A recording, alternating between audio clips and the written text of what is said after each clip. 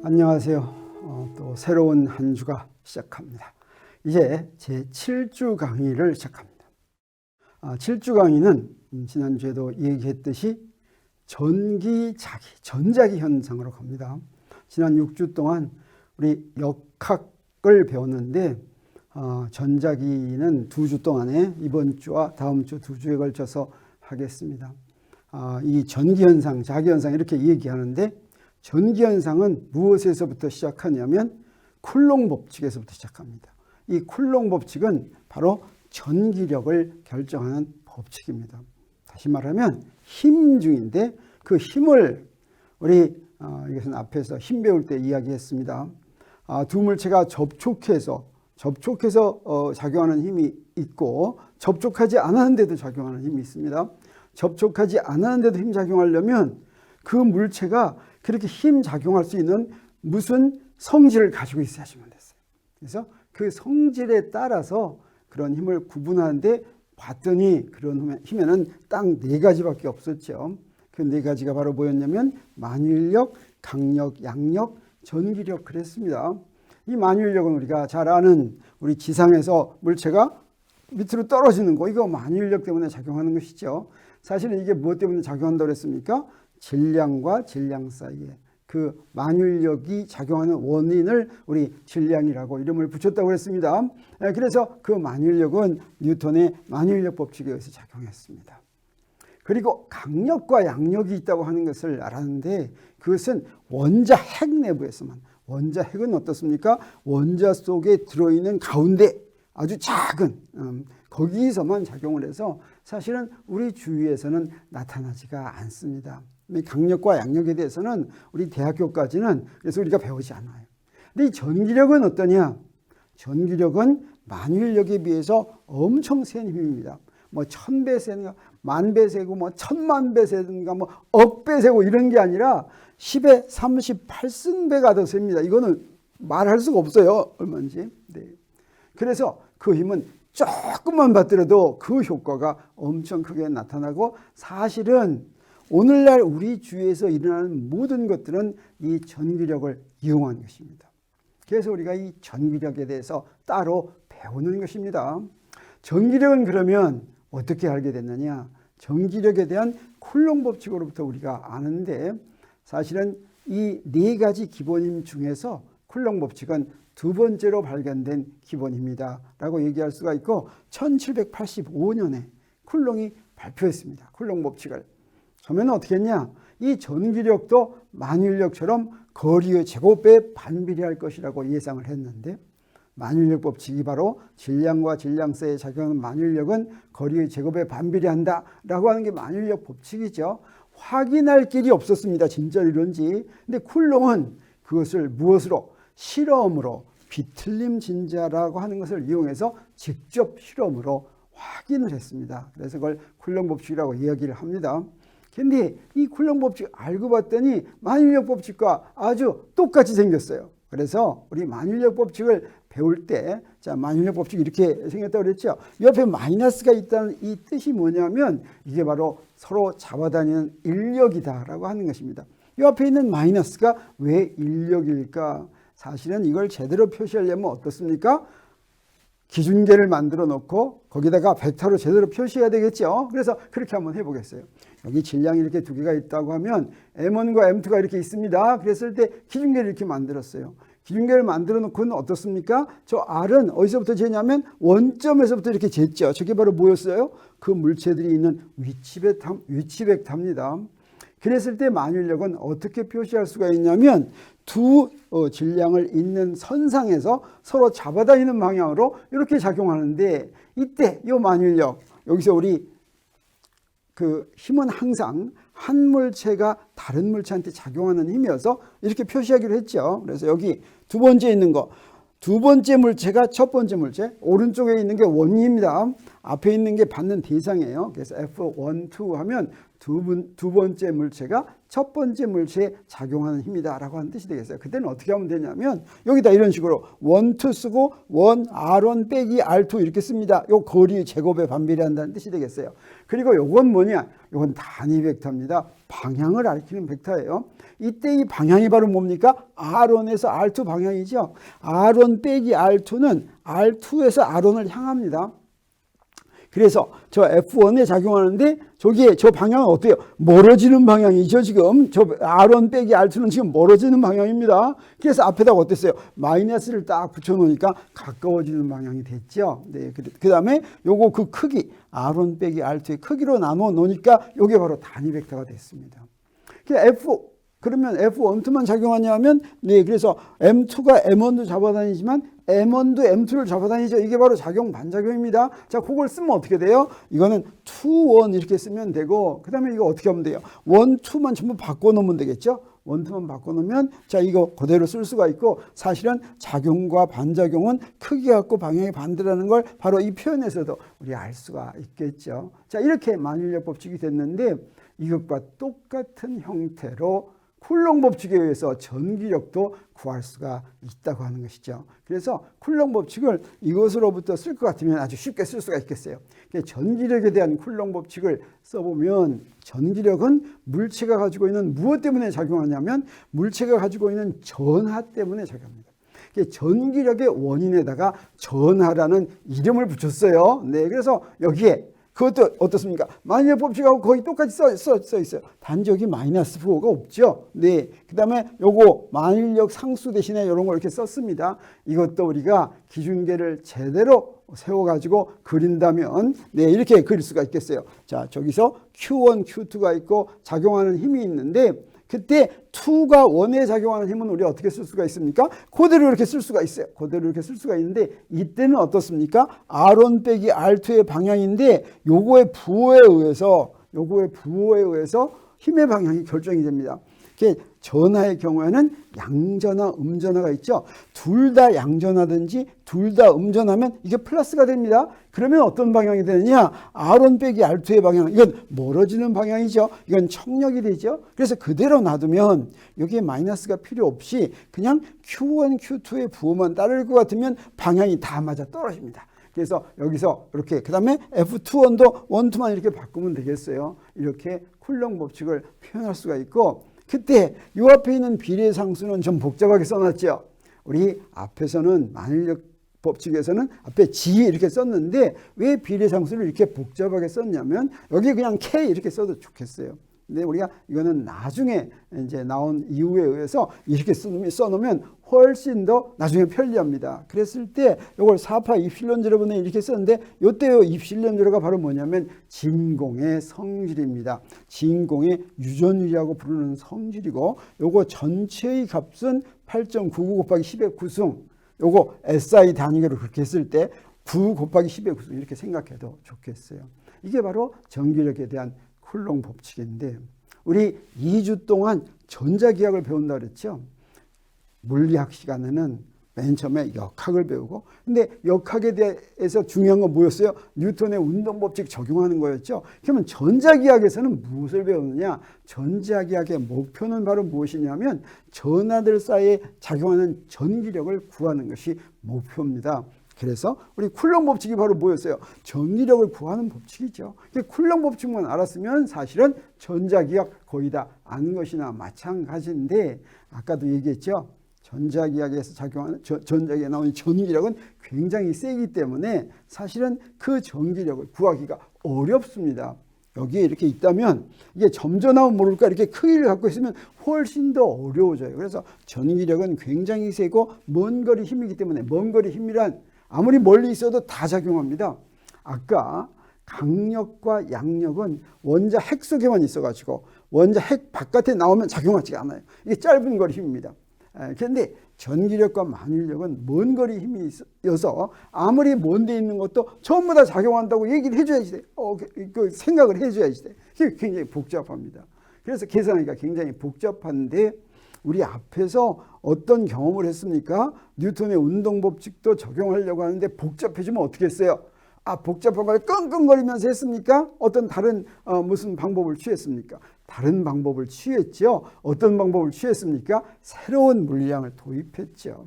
전자기학에서도 우리 이제 바쁘니까 그걸 자세하게 설명하지 않고 사실은 새로운 물리량 도입해가지고 쉽게 되는데 첫 번째로 도입하는 물리량이 바로 뭐냐면 전기장입니다.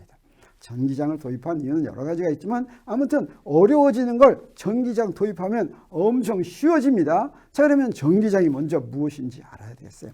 장, 그러니까 이거는 공간을 얘기합니다. 마당을 얘기합니다. 그래서 전기장의 정의는 무엇이냐면 이 정의를 잘 아는 게 중요합니다. 바로 전하가 전기력을 받는 공간입니다. 여기에 전기장이 있다 그러면 전하를 갖고 오면 그 전하에 전기력 작용합니다.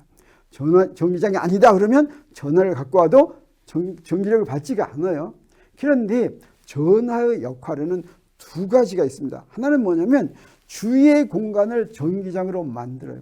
이 공간에 아무 데도 전하가 하나도 없으면 전기장이 아닙니다. 근데 전하를 하나 갖다 놓으면 공간이 전기장이 돼요. 왜 그렇습니까? 사실은 쿨롱 법칙에 의해서 여기 전하가 있으면 여기 전하 갖고 오면 힘 받죠. 그래서 전기장이 되죠. 네. 그런데 이거는 생각하지 않고 그냥 전기장만 생각하고 문제를 풀어서 문제가 간단해진다고 하는 것인데 아무튼지 전기장은 무엇이 만드느냐? 전하가 만든다라고 하는 것이죠. 두 번째 역할은 뭐냐면 전기장에다가 전하를 갖다 놓으면 그 전하가 전기력을 받는다라고 하는 것이에요. 그래서 전하는 전기장을 만들고 전기장에서는 전기력을 받지요. 자, 이런 것이 전하만 있는 것이 아니라 사실은 우리 자연현상에서 관찰하는 게 중력장, 전기장, 자기장 이것처럼 공간이 중력장이다라고도 얘기하고 전기장이라고도 얘기하고 자기장이다라고도 얘기하는데 그것들은 무엇이냐? 중력장은 무엇이 만듭니까? 아까 이거나 마찬가지예요. 중력장은 주위 공간을 무엇이 중력장으로 만드냐면 질량이 만듭니다. 그리고 중력장에서 질량은 중력을 받지요. 전기장은 전하가 만들고 그다음에 자기장도 있죠. 자기장은 바로 뭡니까? 무엇이 만듭니까? 자석이 만들죠. 그래서 자석은 주위에 자기장을 만들고 자기장에 놓은 자석은 자기력을 받는다. 이렇게 얘기할 수 있습니다. 이게 바로 공간의 성질이 되겠어요. 이 공간의 성질인 전기장을 도입하면 전자기압을 또는 전기력을 쉽게 구할 수 있다라고 하는 것입니다. 자, 그러면 먼저 공간의 전기장이 얼마인지 먼저 구할 수가 있어야 되겠어요. 구하는 방법이 두 가지가 있습니다. 하나는 뭐냐면 아까 전하의 역할이 있었는데 전하가 두 가지 역할을 했죠. 두 번째 역할을 먼저 하겠어요. 전기장에 놓인 전하는 전기력을 받는다라고 했으니까 전기장인지 아닌지 알려면 어떻게 보면 알겠습니까? 전하를 가져와 보면 알겠죠. 그렇게 전기장인지 아닌지 알기 위해서 가져오는 전하를 시험전하라고 합니다. 여기에 지금 어떤 공간이 있는데 이게 전기장이 아닌지 알기 위해서 여기다가 시험전을 하나 갖다 놓겠어요. 그리고 이놈이 전기력을 받으면 여기가 전기장이구나. 전기력을 받지 않으면 전기장이 아니구나 알 수가 있습니다. 근데 전기장은 벡터량입니다. 그래서 그 벡터량이니까 크기와 방향을 알아야 되겠어요. 시험전을 갖다 놓고서 그러면 전기장의 방향은 어떻게 되냐면 이렇게 구하면 됩니다. 이렇게 전기력을 딱 알았어요. 시험 전하한테 작용하는 전기력을 알았어요. 그러면 이 전기력의 방향이 바로 무엇의 방향과 같으냐면 전기장의 방향과 같다. 이렇게 얘기할 수가 있어요. 그럼 크기는 어떻게 되느냐? 크기는 이렇게 하면 됩니다. 전기력의 크기를 시험 전하의 전하량으로 나누면 되겠어요. 자, 그런데 기왕이면 이 시험 전하를 좀 조그만 걸로 갖고 오면 좋아요. 그래서 이거 Q를 0으로 보내는 리밋이다 이렇게 얘기합니다. 그러면 여기에 전기장이 얼마인지 알기 위해서 전하 1쿨롱짜리를 갖다 놨을 때하고 전하 0.1쿨롱짜리를 갖다 놨을 때하고 그렇게 구한 전기장이 같겠습니까? 틀리겠습니까? 같아야 되겠죠. 내가 갖고 온 시험 전하의 양이 다르면 구하는 전기장이 달라지면 좀 곤란하겠죠. 사실 왜 그러냐면 시험 전하를 큰 걸 갖고 오면 전기력이 큰 전기력이 작용하고 시험 전하를 작은 걸 갖고 오면 작은 전기력이 작용합니다. 그래서 그 비가 바로 이 전기장을 딱 주게 돼 있습니다. 그러면 이거 왜 0으로 보내냐? 이렇게 0으로 보내는 게 좀 좋은데 왜 그러냐면 전기장은 무엇 때문에 생겼습니까? 주위에 있는 전하 때문에 생겼죠. 내가 여기에 굉장히 큰 전하를 갖고 오면 이 주위에 있는 전하들이 내가 갖고 온 시험 전하 때문에 힘받아서 좀 움직일 염려가 있습니까? 없습니까? 있죠. 네, 그런 걸 방지하려면 될 수 있으면 작은 양의 시험 전하를 갖고 오는 게 좋은데, 아무튼 저기 원래 전기장을 만든 전하가 움직이지만 않는다면 시험 전하는 어떤 걸 갖고 오건 항상 똑같은 전기장이 된다고 하는 것을 우리 알 수가 있겠습니다. 자, 그러면 두 번째 전기장을 구하는 방법도 있어요. 그건 바로 뭐냐면 이런 거예요. 쿨롱 법칙을 이용해 첫 번째 그걸 전하의 역할을 이용하는 겁니다. 자, 그건 어떻게 하느냐? 여기 전하가 이렇게 있으면 전기를 이렇게 작용하면 그 쿨롱 법칙은 어떻게 주어졌습니까? 자, 쿨롱 법칙은 여기 저걸 시험 전하라고 생각하면 저 두 물체에 작용하는 게 여기 있는데, 여기 Q2 대신에 시험 전하를 갖고 온 거죠. 그래서 Q2 자리에다가 시험 전하를 Q를 딱 갖다 놨어요. 자, 그거는 딱 Q2가 정해진 게 아니라 아무 R이나 다 갖다 놓은 겁니다. 아무 R이나. 자, 그러면 이게 바로 아무 R에나 갖다 놓던지 전기력이 이렇게 되니까 전기장 구하려면 어떻게 하면 됩니까? 자, 이놈을 이렇게 이제 바꿔놨을 뿐이에요. 이렇게 바꿔놨으니까 전기장 구하려면 요거를 Q로 나누면 된다 그랬죠. 그래서 E를 구할 때 이렇게 나눈다는 건 어떻게 하는 거예요? Q만 없애면 되죠. 자, 그래서 이렇게 해서 전기장을 구할 수가 있게 됐죠. 그러면 쿨롱 법칙으로부터 우리 전기장을 알 수가 있습니다. 그래서 이렇게 전기력에서부터 전기력을 구해가지고 Q로 나눠서 전기장을 구한 거, 이걸 우리가 뭐라고 얘기하냐면 쿨롱 법칙으로 전기장을 구했다, 이렇게 얘기합니다. 그래서 쿨롱 법칙은 항상 전기력을 구하는 법칙에만 이름으로 이용이 되는 게 아니라 이런 식으로 쿨롱 법칙에서 구한 전기력을 가지고 전기장을 구했을 때는 그게 쿨롱 법칙으로 구한 전기장이다, 이렇게도 이야기를 합니다.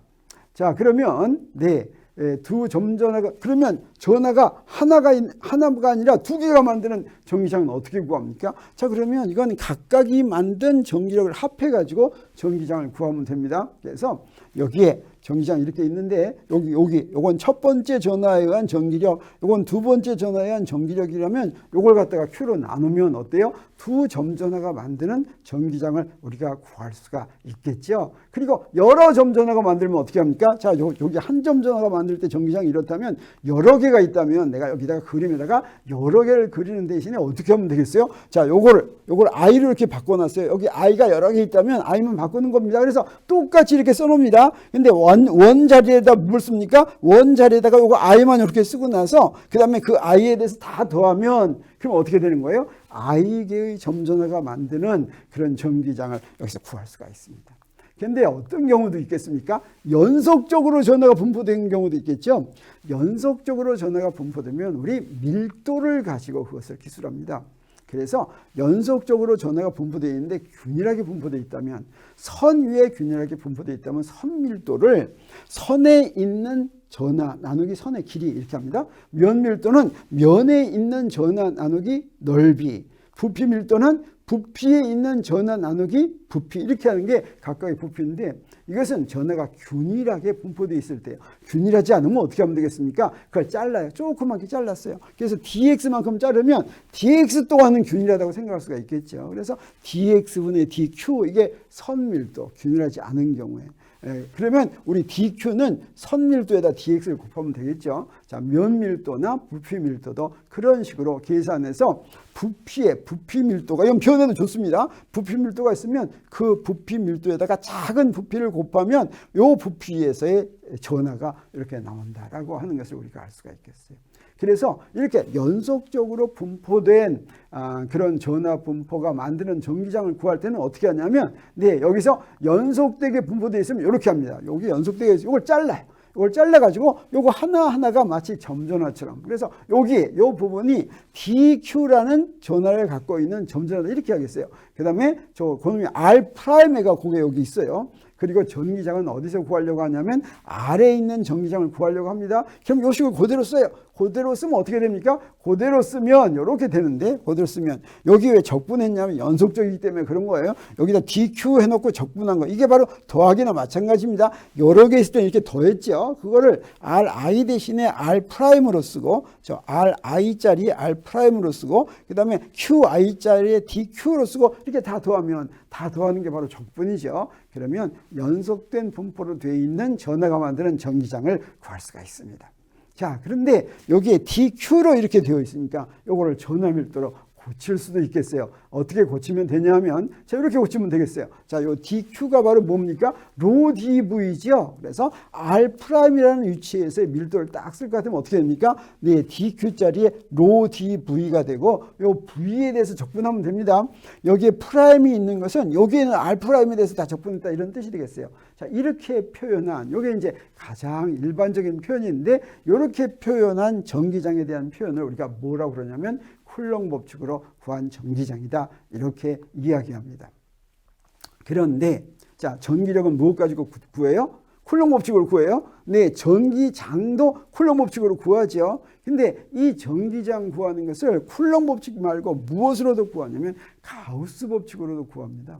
근데 어떤 전하가 만드는 전기장이면 쿨롱 법칙으로 구하건 뭔지는 모르지만 가우스 법칙으로 구하건 그 결과가 같아야 되겠습니까? 틀려야 되겠습니까? 같아야 되겠죠. 네, 그래서 쿨롱 법칙과 가우스 법칙은 똑같은 법칙입니다. 이 똑같은 법칙인데도 왜 이름이 두 개씩이나 있느냐?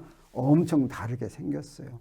그리고 나중에 나온 이 가우스 법칙이 엄청 편리합니다. 그러니까 우리가 실제로 문제 풀 때 전기장 구할 때는 전부 다 대부분 가우스 법칙 가지고 구해요. 자, 그런데 이 가우스 법칙을 적용하려면 새로운 개념을 조금 알아야지 됩니다. 전기력선이라고 하는 게 있는데 이건 역사적인 이유 때문에 전기력선 이렇게 이야기하지만 사실은 전기력에 대한 선이 아니라 전기장에 대한 선입니다. 전기장을 시각적으로 알게 그린 선이에요. 여기에 점전화가 하나 딱 있다고 하면 전기력선이 이렇게 됩니다. 전기장의 모습을 사실은 전기장은 눈에 안 보이죠. 전기장의 모습을 눈에 보이게 그린 선 이게 전기력선이고 전기력선은 패러데이라고 하는 영국의 물리학자가 이 아이디어를 냈어요. 자, 그래서 저 플러스 전화에서는 전기력선이 이렇게 바깥으로 나옵니다. 마이너스 전화에서는 전기력선이 이렇게 그 전화로 들어가요. 그리고 점전화가 두 개 있다면 어떻게 했냐? 플러스 전화에서 나와서 마이너스 전화로 들어가니까 저런 모양을 하겠어요. 둘 다 플러스 전화면 어떠냐? 이렇게 바깥으로 나가는 모양을 하겠어요. 우리가 전자기학에 대해서 별로 모르더라도 이런 거 어쩌면 그릴 수 있을 것 같습니까? 없을 것 같습니까? 단 이런 조건은 만족해야지 되겠어요. 전기력선을 그릴 때 반드시 전기력선은 양전화에서 나오고 음전화로 들어가야지 됩니다. 그렇지 않으면 안 없어져요. 또 그렇지 않으면 안 생겨요. 항상 양전화에서 생겨서 음전화로 들어갑니다. 그 다음에 이 전기력선은 두 개로 나눠지거나 교차하거나 합쳐지지가 않아요. 보세요. 절대 합쳐지지 않습니다. 그 다음에 전체로 전하의 분포의 대칭성을 따라서 그리면 그러면 사실은 전자기학을 전혀 몰라도 전기력선을 대강 그릴 수가 있어요. 이 전기력선을 처음 제안한 패러데이가 공부를 못한 사람이에요. 20살이 되도록 학교를 안 다녀봤어요. 그래서 공부를 하나도 안 했는데도 전자기학을 잘 이해했습니다. 바로 이런 전기력선 또는 자기력선 가지고 전기자기현상을 다 설명할 수 있을 정도였습니다. 그러면 전기력선을 그려가지고 전기장을 어떻게 하느냐, 뭘 알아야 되겠어요? 크기와 방향 두 가지를 알아야 되겠죠. 그래서 여기서 이렇게 하는데 어떤 점에서의 전기장의 방향은 이 점에서 전기력선의 접선의 방향과 같습니다. 그 다음에 크기는 어떠냐? 크기는 밀도에 비례해요. 그래서 촘촘하면 여기는 좀 촘촘하죠. 촘촘하면 전기장이 더 세고 듬성듬성하면 전기장이 약합니다. 여기 두 개가 있다면 A와 B가 전기장이 어디가 더 세겠어요? A가 더 세겠어요. 자, 이런 식으로 전기장을 그려가지고 대강 안다라고 하는 것이죠. 그리고 가우스 법칙을 적용하려면 또 뭐도 알아야 되냐면 면 벡터도 알아야 됩니다. 면은 면인데 벡터로서의 면입니다. 어떻게 정의되냐면 면의 크기는 면 벡터의 크기는 그 면의 넓이가 되겠어요. 그 다음에 방향은 면의 방향인데 면의 방향은 어떻게 정하느냐? 면에 수직하게 이렇게 세웁니다. 그럼 수직한 데는 두 방향이 있죠. 보통의 경우는 두 방향 중에서 아무거나 하나 골라서 쓰면 돼요. 근데 어떤 경우도 있냐면 이렇게 둘러싸이는 경우도 있어요. 면이 둘러싸인 그러면 그때 면의 방향은 바깥으로 나오는 방향을 정하기로 약속을 했습니다. 그러면 그 면 벡터를 어떻게 쓸 수가 있냐면 면의 넓이에다가 요 n은 면 벡터의 단위 벡터가 되겠어요. 면 방향을 가리키는 단위 벡터. 그러면 면 벡터다 이렇게 얘기할 수가 있겠죠. 자, 폐곡면에서는 이렇게 바깥으로 나가는 양인데 자, 이건 어디다 써먹냐면 전기장 선속이라는 것을 구하는데 면 벡터를 사용합니다. 전기장 선속은 뭐냐? 선속은 전기역선 다발이다 이런 뜻이 되겠어요. 그래서 여기에 전기장이 이렇게 있으면 여기 전기장이 이렇게 있습니다. 여기에 어떤 면을 하나 내 마음대로 그려요. 내 마음대로 그리고 거기를 지나가는 전기역선의 수, 이게 전기장 선속입니다. 여기서 봤더니 몇 개 들어갔어요? 몇 개 지나갔어요? 6개 지나갔죠. 그러면 요거는 전기장 선속이 6이다 이렇게 얘기할 수가 있는데, 이거는 전기장에 따라서만 정해지냐면 그렇지가 않아요. 이 면을 어떻게 놓느냐에 따라서 달라집니다. 그래서 여기에 전기장이 이렇게 있는데 면을 이렇게 놨는데 전기장의 방향과 면의 방향이 수직이 아니라 이렇게 각도를 이루고 있다. 요 사이각을 세타라고 하겠어요. 그랬을 때 전기장 선속은 어떻게 정의냐면 E.S로 정해집니다. 우리 앞에서 벡터 배웠죠. 벡터양하고 벡터양하고 곱해가지고 스칼라를 만들려면 어떻게 해야 되겠어요? 스칼라 곱해야 되겠죠. 스칼라 곱하면 어떻게 해요? 코사인 세타를 곱해주면 됩니다. 그래서 세타가 0도일 때는 어떻습니까? 전기장 선속이 제일 커요. 세타가 90도면 어떻게 돼요? 이렇게 되면 어때요? 그 가로질러서 지나가는 전기력선이 없죠. 그때는 0이 됩니다. 그런데 이 전기장이 균이라면 이렇게 구할 수가 있지만, 다시 말하면 전기장이 한 값만 있으면 이걸로 구할 수가 있지만 전기장이 변하면 어때요? 자, 이거 가지고 이용할 수가 없죠. 그럴 때는 어떻게 하느냐? 면을 잘게 나눕니다. 면을 잘게 나누면 자, 요 잔면에서는 거의 전기장이 같다고 얘기할 수가 있겠어요. 그래서 잔면에서는 그 부분에서의 전기장하고 스칼라 곱하면 이게 요 작은 면에서의 전기장 선속이 되겠어요. 그러면 유한한 면에서의 전기장 선속은 어떻게 구하면 되냐? 요거를 갖다가 적분하면 되겠습니다. 요걸 뭐라고 부르냐면 면적분이다. 요거는 그 면에 대해서 S 이렇게 쓴 게 지금 면적분을 한다 이런 뜻이 되겠어요. 면에 대해서 다 더하는 거. 우리 면적분 앞에서 한번 배운 적이 있죠. 자, 그래서 이게 바로 면적분으로, 우리 변하는 전기장에서는 면적분으로 구합니다. 그리고 이제 가우스 법칙 지금 어떻게 하나 그거 알려고 하는 거예요. 그럴 때 공간에다가 폐곡면을 그리는데, 폐곡면은 뭐냐? 폐곡면 우리 머릿속에 바로 처음부터 들어오기가 어려우니까 우리 폐곡선을 먼저 얘기하겠어요. 폐곡선은 끝이 안 보이는 선이에요. 폐곡선. 자, 아무렇게나 생길 수가 있어요. 전부 다 폐곡선이에요. 그럼 폐곡면은 뭐냐? 가상자리가 안 보이는 면이 되겠어요. 그래서 이렇게 놓으면 요거 다 폐곡면이 되겠어요. 그래서 가우스 법칙을 적용하려면 어떻게 하냐면 먼저 폐곡면을 그리는데, 우리 폐곡면을 통과하는 전기장 총선속을 한번 먼저 계산해 보기로 하겠어요. 자, 여기 전기장이 있는데 여기 이렇게 폐곡면이 있어요. 계산하기 쉽게 하기 위해서 그 폐곡면을 원통의 겉면이라고 하겠어요. 그러면 이 원통의 겉면을 지나가는 총 전기장 선속은 어떻게 계산하면 되냐면 각 면의 전기장 선속을 다 이제 계산해서 더하면 되죠. 그래서 오른쪽은 어떠냐? 오른쪽은 얼마냐면 2S가 돼. 여기 균이라니까 2 곱하기 S, 요거 제로면. 근데 왼쪽은 어떠냐? 왼쪽은 180도죠. 전기장의 방향과 면의 방향이 180도니까 앞에 마이너스가 나와요. 다시 말하면 폐곡면에서 바깥으로 나오는 선속은 플러스고 안으로 들어가는 선속은 마이너스입니다. 그 다음에 옆면은 어떠냐? 옆면은 각도가 90도죠. 90도니까 0이에요. 다 더했더니 얼마 나왔어요? 다 더했더니 0 나왔죠. 사실은 이거는 계산 안 해봐도 압니다. 이 말은 무슨 말이냐면 여기 이렇게 전기장이 이렇게 있으면 아무렇게나 폐곡면을 그리더라도 어때요? 들어간 전기적선은 다 나오죠. 들어가는 거는 마이너스고 나오는 거는 플러스인데 들어가는 숫자고 나오는 숫자가 똑같죠. 그래서 어떻게 되겠습니까? 총 전기장 선속은 항상 0이다라고 하는 것을 알 수가 있겠어요. 그런데 전하가 있으면 어떠냐? 공간에 전하가 있을 때 이렇게 전하가 있어가지고 전기장이 생겼어요. 그러면 자, 여기다가 폐곡면을 만들었는데 폐곡면 속에 전하가 하나도 안 들어가 있으면 어떻습니까? 총선속이 0이죠. 근데 이때는 총선속이 0입니다. 근데 여기에 전하가 들어있게 해놓으면 그럼 어때요? 전부 다 나가죠. 그럼 어떻게 해요? 이거 전기장 선속이 0보다 크죠. 근데 이번에는 어떻습니까? 여기 음전하가 들어있으면 어떻게 돼요? 안으로 들어가죠. 이때는 0보다 작죠. 그래서 폐곡면에 대해서 전기장 선속을 구하면 그놈하고 그 안에 들어있는 전하고 무슨 관계가 있는 거 우리가 알 수가 있습니다. 이게 바로 가우스 법칙이 되겠어요. 그래서 가우스 법칙을 적용하려면 먼저 어떠냐? 공간에 내 마음대로 폐곡면 하나 그려요. 이건 내 마음대로 그려도 좋습니다. 가우스 법칙만 설명하려면. 그리고 어떻게 하냐? 가우스 법칙을 적용하려고 그린 폐호면을 뭐라고 그러냐면 가우스 폐호면 이렇게 얘기합니다. 뭐 쉽죠? 가우스 법칙을 적용하는 거니까. 그리고 나서 가우스 폐호면을 통과하는 총선속을 구합니다. 총선속. 그 다음에 또 뭐 하느냐. 가우스 폐호면 내부에 포함된 알짜 전하를 구합니다. 알짜 전하는 뭐냐면 그 안에 플러스 전하하고 마이너스 전하가 같이 있으면 더하고 빼고 한 다음에 남은 거 합해서 그 총전화 이거는 마찬가지예요. 총전화나 알짜 전화는 같은 말입니다. 더하고 빼고 해서 다 더한 거가 되겠어요.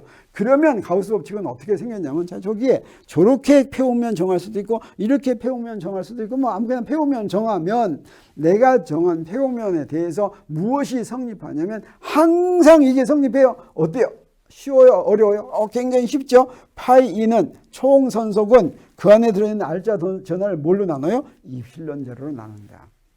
자 여기서 입실론 제로로 간단히 나누죠. 쿨롱 법칙의 비례상수를 4파이 입실론 제로분의 1이라고 쓴 이유가 바로 여기 있습니다. 만약에 거기를 K라고 썼으면 여기가 K로 나누는 게 아니라 4파이분의 K 이렇게 좀 복잡하게 나와야 돼요.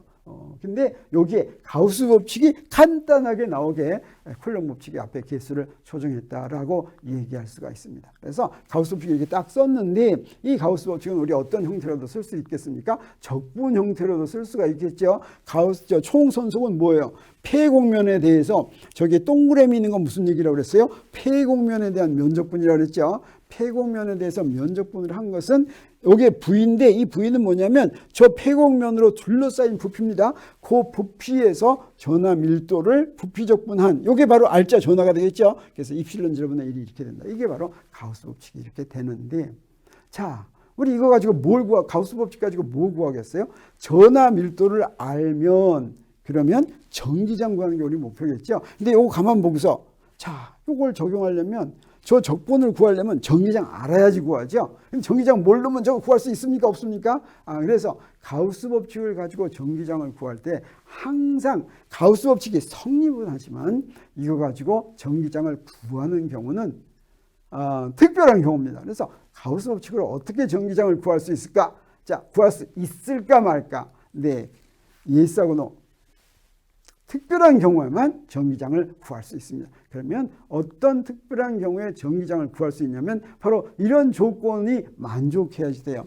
전하 밀도가 특별한 대칭성을 가지고 있어서 적어도 전기장을 모르지만 전기장에 대해서 몇 가지는 알아야 된다라고 하는 거죠. 뭘 알아야 되냐면 전기장의 방향이 면의 방향과 같고 전기장의 세기가 같은 점들로 이루어진 면을 그릴 수가 있어야 되겠다라고 하는 거예요. 내가 가우스 폐호면을 딱 그렸으면 그때 전기장의 방향이 면의 방향이란 면의 수직한 방향이죠. 그 면의 수직한 방향. 근데 그렇게 그려놓으면 전기장의 세기도 전부 같아야 되겠다라고. 그런 면을 그릴 수 있을 때. 그 다음에 전기장의 방향과 이렇지 않다고 한다면 전기장의 방향과 면의 방향이 수직이면 그러면 어떻게 돼요? 그러면 선속이 다 0이죠. 자, 이렇게 하면 선속이 0이고 자, 이렇게 하면 선속을 구할 수 있는데 그때 전기장을 모르더라도 선속을 구할 수 있어요. 이런 특별한 경우에 가우스 법칙을 적용해서 전기장을 구할 수 있습니다. 그 특별한 경우에 얘가 뭐냐면 점전하는 가우스 폐호면을 어떻게 그려요? 자, 이렇게 가우스 폐호면을 그리겠어요. 그러면 뭘 만족하냐? 이게 구표면입니다. 구표면에서는 어떠냐? 여기에 전기장의 방향이 구표면 수직에 이거는 쿨롱 법칙 몰라도 알 수 있어요. 저게 원인이냐면 저 가운데 있는 점전하가 전기장을 만든다는 것만 알면 그러면 어디서나 전기장의 방향은 구표면의 수직이어야지 돼요. 왜 그러냐면 저 중심에 딱 전하가 있기 때문에. 그래서 조건 1 만족합니다. 그 다음에 또 어떤 경우가 있냐면 무한히 긴 균일한 선전하. 그때 우리 어떻게 가우스 폐호면을 만드냐면 자, 그놈이 무한히 긴 선전하가 원통의 중심에 있는 원통의 겉면. 그러면 바로 만족합니다. 뭘 만족하냐면 자, 이걸 만들면 원통의 옆면은 첫 번째 조건 만족해요. 원통의 옆면에서는 전기장이 반드시 수직해야지 되고 다 같아야지 돼요.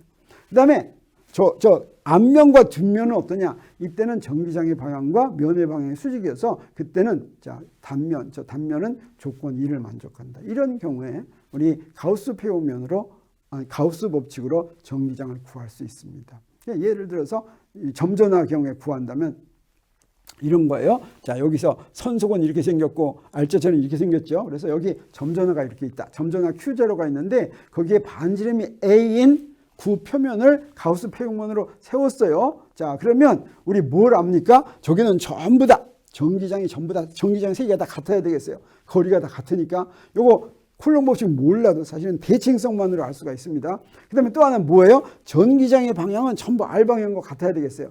그래서 이거를 어떻게 할 수 있냐면 총 선속을 구할 때 이걸 구하는 것인데 요거 구할 때 자 여기서 이렇게 구할 수가 있어요. 집어넣습니다. 집어넣으면 R하고 R 곱하면 1이니까 요건 뭐가 되냐면 이 제로를 면에 대해서 다 더한 건데 이 제로는 다 똑같다 그랬죠. 상수면 어떻게 돼요? 앞으로 나가죠. 앞으로 나가면 요건 뭐예요? 구 표면에 대해서 면적분하면 요건 구의 넓이입니다. 구의 넓이는 뭡니까? 4파이 A제곱이죠. 그래서 이를 모르지만 전기장을 모르지만 총선속은 구할 수가 있죠. 이런 경우에 가우스 법칙을 적용할 수가 있다는 거예요. 그래서 4파이 A제곱 2제로 이렇게 나왔어요. 그 다음에 R자전은 어떻게 됩니까? R자전은 그냥 이거 다 적분하면 그냥 Q제로가 되는 거죠. 자, 그래서 가우스 법칙을 적용하면 여기다 집어넣습니다. 그랬더니 뭐가 됐어요? 2는 이렇게 구했죠. 이렇게 이 구한 거는 어때요? 거리 제곱에 반비례하고 전하에 비례하죠. 이건 쿨롱 법칙으로 적용한 결과하고 똑같은 그런 결과죠. 그래서 사실은 가우스 법칙으로 구해도 쿨롱 법칙으로 구한 것과 똑같은 결과를 우리가 얻을 수가 있습니다. 자, 그러면 우리 전기장 구하는 건 다 알았는데 이 전기장에서 사실은 우리한테 중요한 게 뭐냐면 전기 에너지입니다. 우리 전기. 그래서 전기 에너지를 어떻게 도입했는지 잠깐 소개하고 전기에 대한 걸 마치도록 하겠어요. 자, 먼저 우리 이 전기 에너지는 무엇과 연관이 되냐면 우리가 힘 배울 때 역학에서 힘 배울 때 포텐셜 에너지 했었죠. 이 포텐셜 에너지는 힘마다 있었습니다. 중력 포텐셜 에너지, 탄성력 포텐셜 에너지, 전기력 포텐셜 에너지. 이런 포텐셜 에너지는 보존력에 대해서만 정의할 수가 있었죠.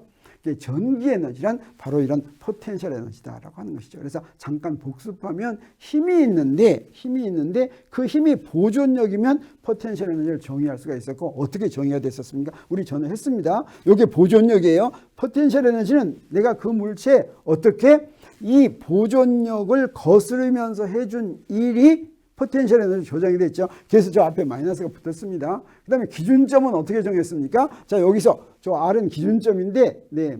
이때 이렇게 하려면, 이때 요거 선적분인데, 진짜 선적분의 경우에는 보통 일반적으로는 경로에 따라서 선적분 값이 이제 바뀌지만, 포텐셜 에너지로 대표될 수 있으려면 어때요? 경로에 의존하지 않고 끝점에만 의존해야 된다 그랬죠. 그 다음에 끝점 중에서 기준점이 있는데 이 기준점은 어떤 점이라고 그랬어요? 포텐셜 에너지가 0인 점이라고 그랬죠. 그래서 자, 요 RS가 기준점이니까 저기다 RS를 집어넣을 것 같으면 어떻게 돼요? RS 집어넣으면 자, 이렇게 해가지고 0되는 이게 기준점입니다.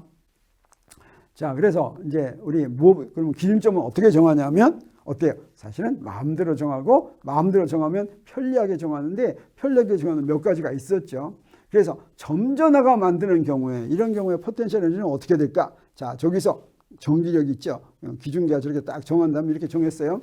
그래서 Q를 원점에다 딱 갖다 놨습니다. 원점에다 갖다 놓으면 우리 이렇게 표시가 되죠. 요거 가지고 우리가 계산을 하겠어요. 뭘 계산해요? 네, 포텐셜 에너지 저거 계산하면 어떻게 되냐면 우리 이렇게 다 구했습니다. 이렇게 다 구하면 요 기준점 이렇게 되죠. 요 기준점. 그래서 요거 하나 없애는 게 제일 좋은 기준점이에요. 이거 없애려면 어떻게 하면 돼요? 네, 요거 없애려면 요 기준점을 무한대에다 갖다 놓으면 편리하죠. 그래서 전기력 포텐셜 에너지는 쿨롱 법칙하고 비슷하게 생겼는데 어떻게 하냐? 요 벡터 기호가 하나도 없죠. 그래 거리에 반비례하죠. 그래서 포텐셜 에너지 다루는 게 훨씬 쉽습니다. 네. 그리고 이 포텐셜 에너지가 저 앞에서는 하나는 원점에 있는 거였는데 원점에 놓지 말고 다른 데다 놓겠어요. 자, 그래서 원점에 놓았을 때 이렇게 됐다면 이걸 옆에 다른 데다 놓겠어요. 여기다 이렇게 다르대. 그래서 여기 하나는 R''이고 하나는 R이고 그러면 어떻게 될까? 자, 이거나 똑같죠. 여기서 무엇에 의존했습니까? 저 거리에만 의존했으니까 요 거리는 바로 뭐예요? 여기서부터 여기까지의 그 변이 벡터가 R 빼기 R'인데 거리는 뭐예요? 여기다 절대값 붙이면 되죠. 그래서 전기력 포텐셜 에너지는 자, 저 거리 대신에 여기에 R 빼기 R' 그러면 이게 바로 전기력 포텐셜 에너지가 된다라고 하는 것을 우리 이제 바로 알 수가 있습니다. 자, 그러면 여기서부터 전기력 포텐셜 에너지를 이렇게 딱 알았으면 우리 역학 때 배웠죠.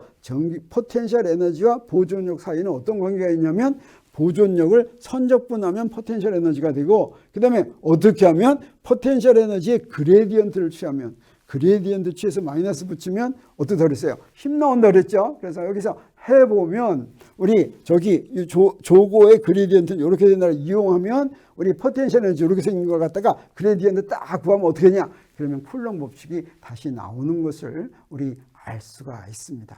자, 그래서 우리 뭐예요? 포텐셜 에너지 알면 전기력 구할 수 있고 전기력 알면 포텐셜 에너지 구할 수 있고 두 개 왔다 갔다 하는 거 우리가 알 수가 있죠. 그래서 전기력, 전기장, 전기적 포텐셜 에너지 이런 것들이 그 중에서 어느 거 하나만 하면 나머지 다 구할 수 있습니다.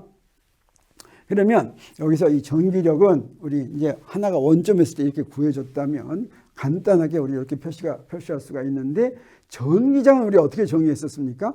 이 전기력을 Q로 나눴죠. 시험 전화로. 그래서 전기장은 이렇게 표시가 됐어요. 전기장은 Q로. 그것처럼 포텐셜 에너지는 어떻게 되냐면 이렇게 됐는데 여기에 또 다른 새로운 걸 하나 도입하면 엄청 좋습니다. 그 또 다른 걸 뭐라고 그러냐면 마치 이것처럼 전기력에서 Q로 나눠서 전기장 안 것처럼 어떻게 하느냐. 전기력 포텐셜 에너지가 있는데 이 전기력 포텐셜 에너지를 Q로 나눠요. 이걸 뭐라고 얘기하냐면 단위 전하당 전기력 포텐셜 에너지. 전기장은 단위 전하당 전기력이었다면 이거는 단위 전하당 전기력 포텐셜 에너지. 자, 요걸 우리 뭐라고 부르냐면 전위라고 부릅니다. 우리가 흔히 전압 이렇게 얘기하는 것이 바로 이 양이 되겠어요. 이 양은 이름이 여러 가지예요. 그래서 이거 단위 양전하당의 전기력 포텐셜 에너지인데 요 이름을 전기력 포텐셜 에너지라고 부르는 것도 있고 요거는 포텐셜 에너지예요. 근데 요걸 갖다가 전위 이렇게 불러요. 전위는 영어로는 뭐냐면 일렉트릭 포텐셜이에요. 여기서 일렉트릭 포텐셜 에너지의 에너지만 빼면 전위가 되는 거예요. 그게 영어로 이름입니다. 그 다음에 이걸 뭐라고도 부르냐면 정전 포텐셜이다. 움직이지 않는 전하들 사이의 포텐셜이다. 이런 의미예요. 그래서 이거 일렉트로스태틱 포텐셜이다. 이렇게도 얘기합니다. 그리고 이걸 뭐라고도 부르냐면 스칼라 포텐셜이다. 이렇게도 불러요. 스칼라.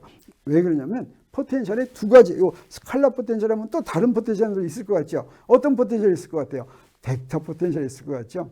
전기장에 대한 포텐셜이 스칼라 포텐셜이고 나중에 자기장에 대한 포텐셜이 있는데 그건 벡터 포텐셜입니다. 그래서 이걸 갖다가 스칼라 포텐셜. 똑같은 것을 이런 세 가지 이름으로 부르는데 가장 많이 부르는 게 우리 중고등학교에서는 전이라고 불렀다면 대학교나 뭐 이런 데서는 스칼라 포텐셜이라고 부르는 게 훨씬 더 그럴듯한 명칭이다. 이렇게 이야기할 수가 있겠습니다.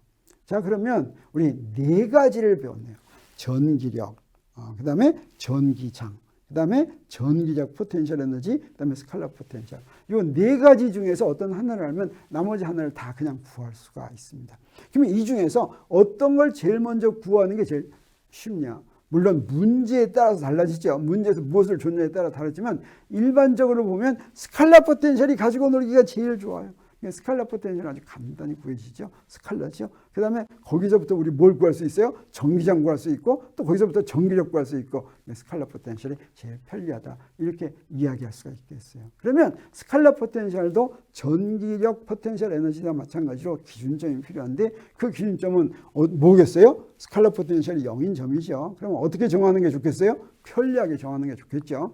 자, 그래서 스칼라 포텐셜이 0이라고 정한 위치를 기준점이라고 하는데 마음대로 정할 수가 있고 편리하게 정하면 된다라고 하는 걸 우리가 알 수가 있겠어요. 그러면 점전화의 경우는 어떻게 될까? 점전화의 경우에 점전화가 원점이 하나 있다고 할 때 스칼라 포텐셜을 구한다면 우리 어떻게 구하면 되냐면 아까 한 것처럼 이렇게 딱 구하면 됩니다.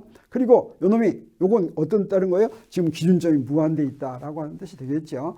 가우스 법칙으로 전기장 구하면 어떻게 됐어요? 아까 이렇게 구했죠. 자, 여기서부터 스칼라 포텐셜의 그 정의에 의해서 전기장으로부터 이렇게 기준점에 접근하면 어떻게 돼요? 그러면 바로 이 스칼라 포텐셜이 바로 나오는 것을 우리가 알 수가 있겠습니다. 자, 그러면 우리 전기 에너지가 바로 이런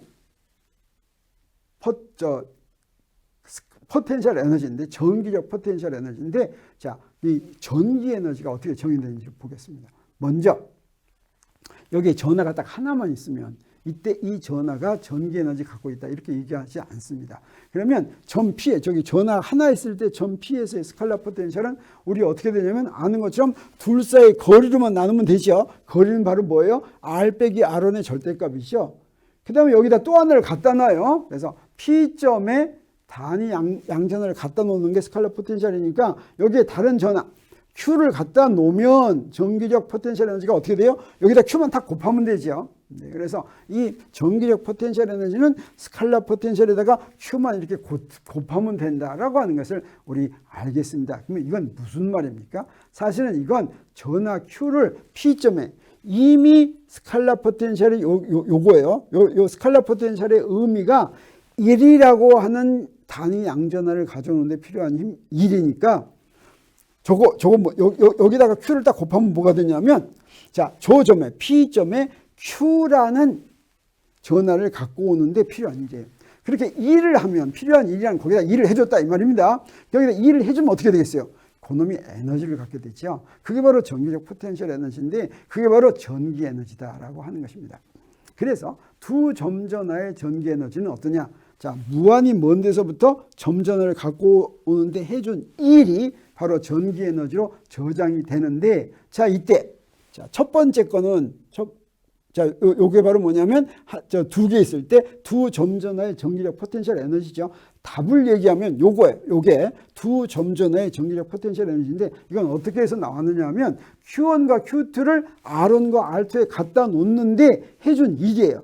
자, 그러면 요걸 순서적으로 갖고 온다고 하겠어요. 그래서 먼저 약속하기 위해서 요 식이 너무 복잡해지니까 자, 요걸 약속했어요. 자, 그래서 R1 빼기 R2의 절대값 거리죠. R1에서 R2까지의 거리 이걸 R12라고 쓰겠어요. 그러면 어떤 특징이냐면 R12하고 R2는 어떻게 써요? 거리니까 같겠죠. 같아요. 그래서 빈 공간을 R1에다가 Q1 갖고 오는 데는 어때요? 여기 전기장이 아니니까 1 필요하지가 않죠. 이때는 1이 0입니다. 그래서 W1 첫 번째 거 갖고 오는 데는 1이 0. 그 다음에 R2에서의 스칼라 포텐셜은 뭐냐면 저기 스칼라 포텐셜 우리 아는 거예요. R 이렇게 구했죠. R2는 Q1 이게 스칼라 포텐셜입니다. 여기다가 Q2를 갖고 오려면 어떻게 하면 돼요? 여기다 그냥 Q2만 곱하면 되죠. 그래서 여기다 Q2를 이렇게 곱했어요. 이걸 우리 뭐라고 부르냐면 W2라고 부르겠어요. W2라고. 그러면 두 점전하 Q1, 2의 에너지는 요거 두 개를 더하면 돼요. 그래서 W1과 W2를 더했더니 어떻게 됐습니까? 요렇게 됐죠. 이게 바로 요거죠. 네, 이게 바로 두 점전하의 전기 에너지다라고 얘기할 수가 있겠어요. 자, 그러면 N개가 모여 있을 때 전기 에너지는 어떻게 될까? 요거 먼저 알아봐야 됐어요. N개. 그러면 하나부터 차근차근 갖고 와야 되겠죠. 그래서 처음에 갖고 올 때 0이죠. 그다음에 두 번째 R2의 스칼라 포텐셜이 이렇게 되죠. 지금 두 번째 걸 갖고 오려는데 그래서 두 번째 갖고 오려는 데는 어때요? 여기다 Q2만 곱해주면 되죠. 자, 이렇게 되죠. 자, 세 번째를 갖고 오려면 자, 이제 이미 전하가 두 개가 있어요. 두 개가 있는데 세 번째 걸 갖고 올 때 스칼라 포텐셜이 어떻게 이렇게 되죠. 그 다음에 세 번째를 갖고 올 때 일은 어떻게 되겠어요? 여기다 Q3만 곱하면 되겠죠. 그래서 W3는 여기다 Q3를 곱한 게 되겠어요. 뭐 이런 식으로 이제 계속하면 되겠어요. 그래서 네 번째 걸 갖고 오면 요거 스칼라 포텐셜이 3개 있어야 되겠죠. 네 번째 갖고 오면 1은 어떻게 돼요? 여기다가 전부 다 Q4를 전부 다 곱해주면 되겠죠. 이런 식으로 N까지 계속하면 되겠습니다. 자, 이렇게 쭉 계속하면 되는데 요거 좀 복잡하니까 여기서 그래가지고 다 계속했다고 하면 우리 그 더하기 기호를 표시하면 어떻게 돼요? 아까 보니까 어땠습니까? 아까 네 번째 거를 갖고 오는데 1, 2, 3까지죠. 그러니까 i번째 거를 갖고 오려면 1에서부터 i-1까지 더해줘야 되겠죠. i-1까지. 자, 그래서 i번째 건 이렇게 되고 여기다가 이제 qk를 자, i번째 거를 대입하면 여기다 k를 i-1까지 더해주고 i를 이렇게 딱 곱해주면 그러면 i번째 것까지 갖고 오는데 해준 일이 되겠어요. 이걸 갖다가 n번까지 갖고 오는데 해준 일이 되려면 그때 스칼라 포텐셜은 n-1까지 더한 거고 거기다가 n을 딱 곱하면 되겠죠. 자, 그러면 전체 에너지는 뭐가 되겠습니까? 전체 에너지는 그걸 다 더한 거죠. 그래서 i번째 거를 가져오는데 해준 일은 이건데 요걸 다 더하면 n전하를 갖고 올 때는 요거를 n번으로 다 더해줘야 되겠죠. n번으로 다 더하니까 어떻게 됩니까? 이렇게 두 번 더한 거예요. 그래서 k는 i-1까지 더하고 i는 1에서부터 n까지 더하고 다시 말하면 요 위에 있는 i가 요 i죠. 이런 더하기 기호는 좀 계산하기가 좀 힘듭니다. 그래서 우리 요걸 좀 쉽게 고쳐놓기 위해서 우리 이런 약속을 한번 하겠어요. 자, 요거 저 하나는 i-1 있고 여기 또 i가 있으니까 이건 굉장히 복잡하니까 이걸 어떻게 고치면 좋냐면 약속 하나 하겠어요. 자, 우리 이런 항이 자꾸 나오죠. 이런 항. 요걸 갖다가 WIK라고 표시하겠어요. 그러면 우리 뭘 알 수가 있냐면 두 개 바꿔주더라도 같다는 걸 우리 알 수 있어요. 그렇죠? 저 두 개 바꿔줘도 RIK하고 KI하고 같고 QI, QK 바꿔줘도 같으니까 같죠. 자, 그러면 우리 이제 U는 요걸 다 더하는 것인데 우리 요걸 하나씩 써보겠어요. N은 1일 때 한 개만 있을 때는 어떻게 하면 됐어요? 자, U 하나만 있어요. 0이었죠. 그다음에 두 개가 있으면 어떻게 됐어요? W1 더하기 W2인데 W1은 뭐였냐면 0이었죠. 그 다음에 W2는 뭐예요? W2는 그냥 요 2, 1 이렇게 하면 됐죠. 그 다음에 N은 3일 때는 요 U는 요거 3개인데 요거 0, 2, 1, 그 다음에 3, 1, 3, 2 이렇게 됐죠. 자, 이런 식으로 더해준 거 우리가 알았어요. 그래서 이렇게 N은 폼은 또 이렇게 계속 하죠. 계속했어요. 자, 그러면 우리 여기서 II, W11 이런 건 없어요.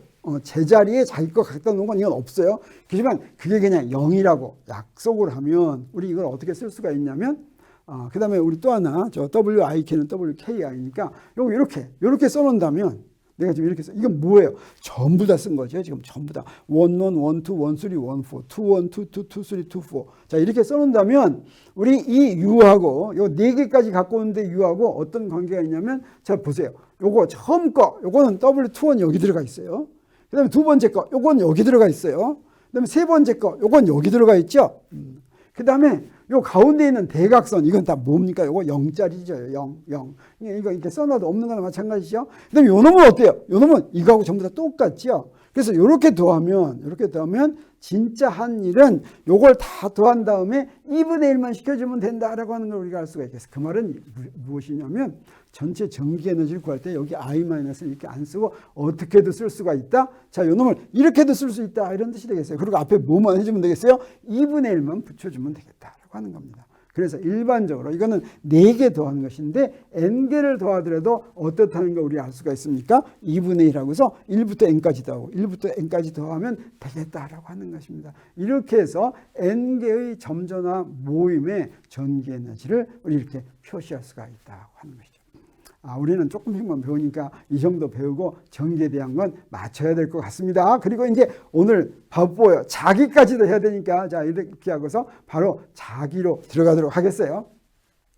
자, 여기서 하나 주의할 건, 자, 요 놈은 갖다가 요거 사실은 I 하면 0이죠. 근데 요걸 0이라고 가정했기 때문에 자, 이런 걸 쓸 수가 있었던 것입니다. 자, 그러면 전기 현상과 자기 현상 중에서 자기 현상은 어떤 것인지 보도록 하겠습니다.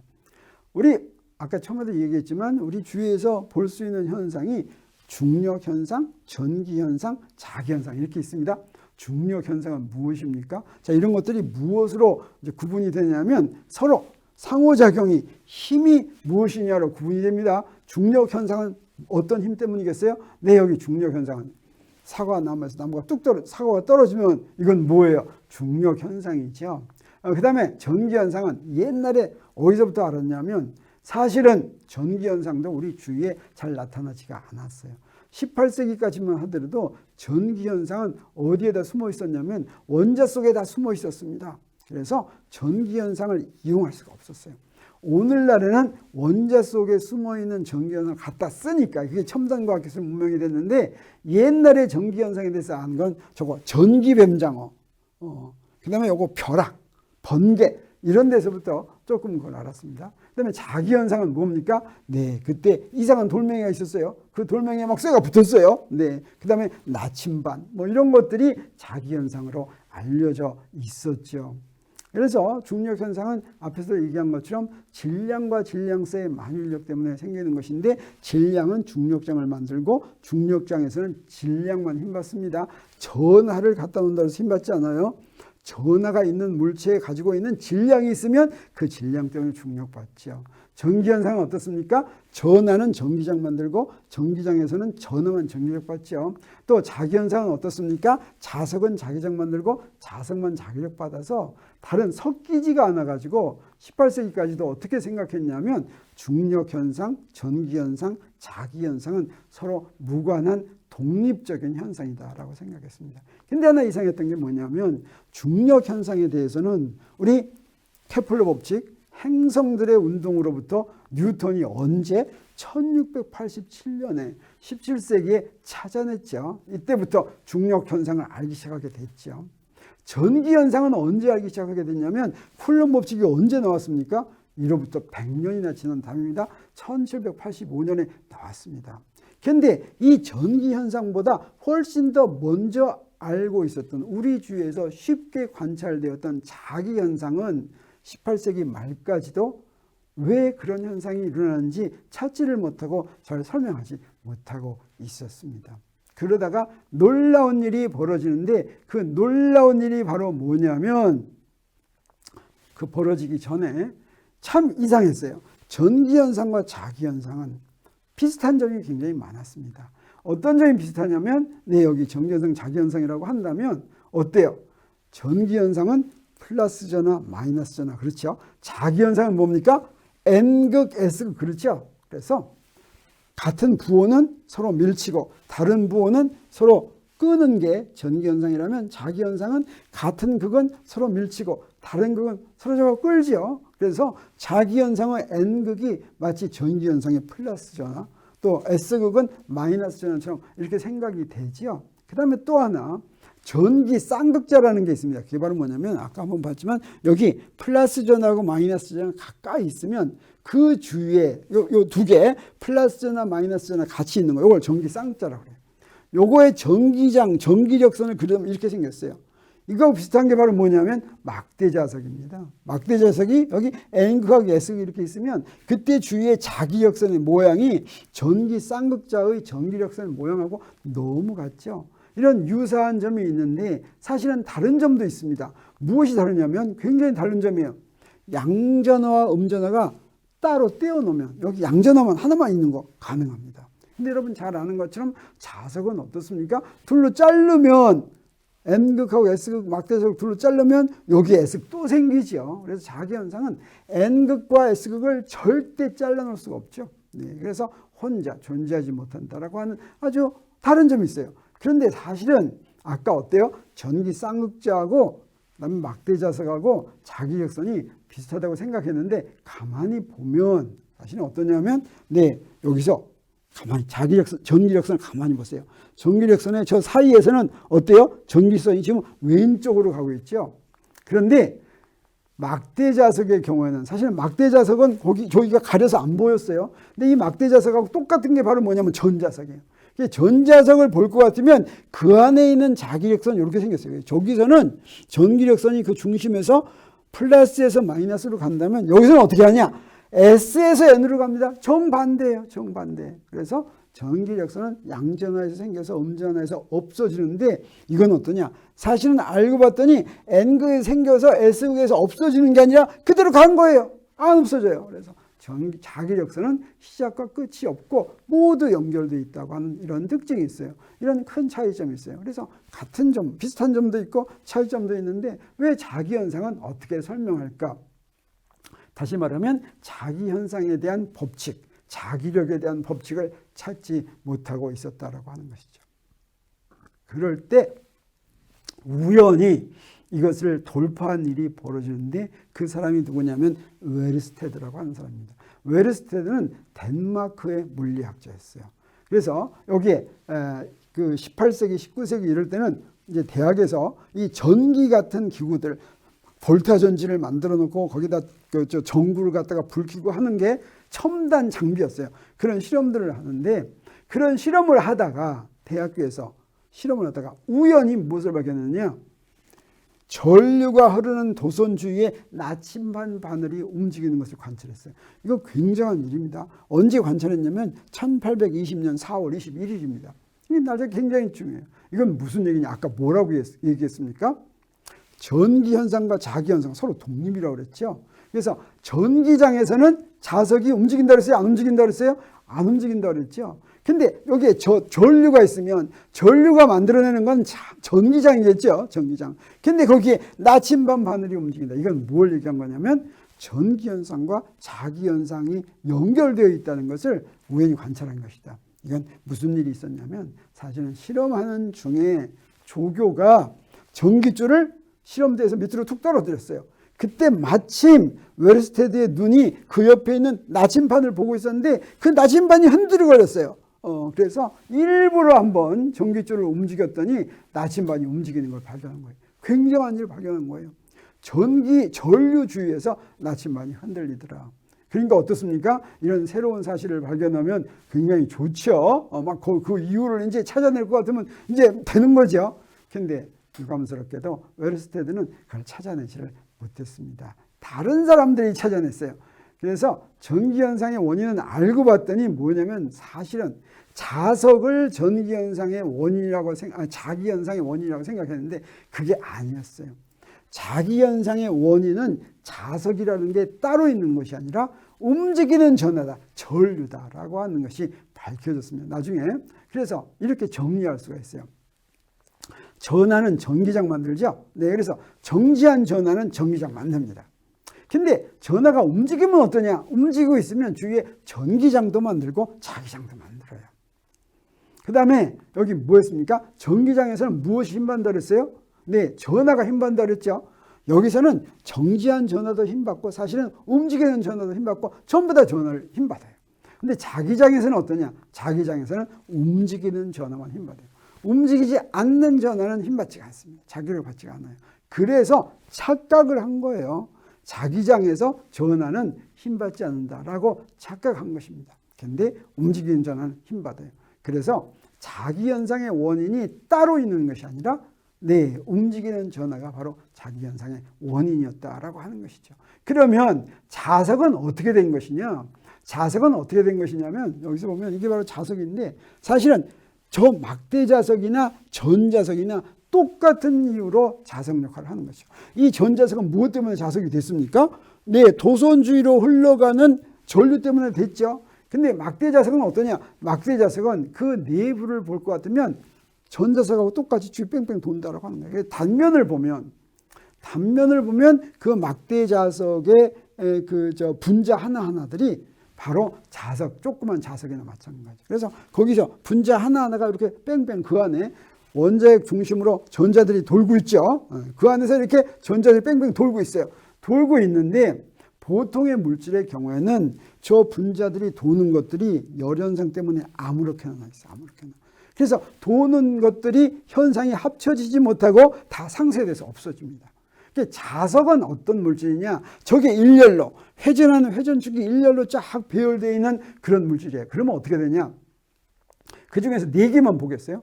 4개만 보면 여기를 보면 어때요? 여기는 올라가고 여기는 내려가죠. 그래서 올라가는 전류하고 내려가는 전류가 합쳐져서 없는 것처럼 보입니다. 여기도 어때요? 여기는 오른쪽으로 하고 왼쪽으로 하죠. 여기 합쳐져서 없는 것처럼 보여요.